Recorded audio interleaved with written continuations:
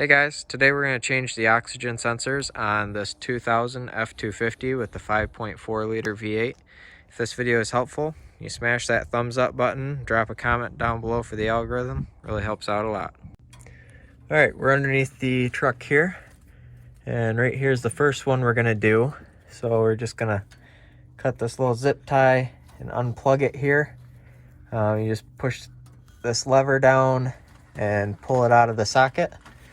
And then we're gonna go to turning that oxygen sensor out. The second one is right there on the end of my finger. I'm gonna do the same thing with that one. So I will show you how to do this one, and then you can do that one on your own. All right, we're gonna turn this sensor out. So I'm gonna link in the description where you can get a set of oxygen sensors and this oxygen sensor socket on Amazon. You can check that out in the description below. So we're just going to slide this on like this, and then we are going to turn that out. Alright guys, so with that socket having the slit in the side, it tends to flex apart and slide on there. So we tried it on here and it just rolled around. So what I did was I cut the end off, got a 22 mil wrench, slid it on here, and then broke it loose by pounding on the end of the wrench with a hammer.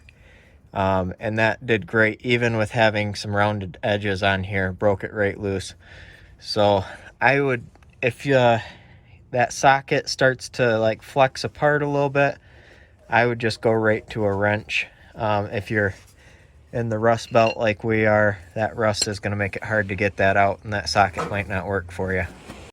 The socket is quite nice for putting the new oxygen sensor back in though. Alright, we are taking the last one out here.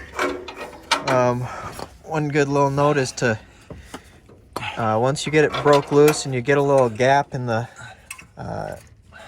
sensor there, spray a little blaster in there and then work it back and forth. Helps it come out a little easier.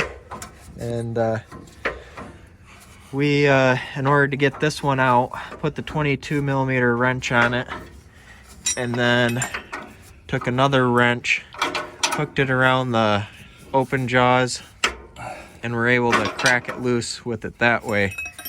So hopefully that trick will work for you too.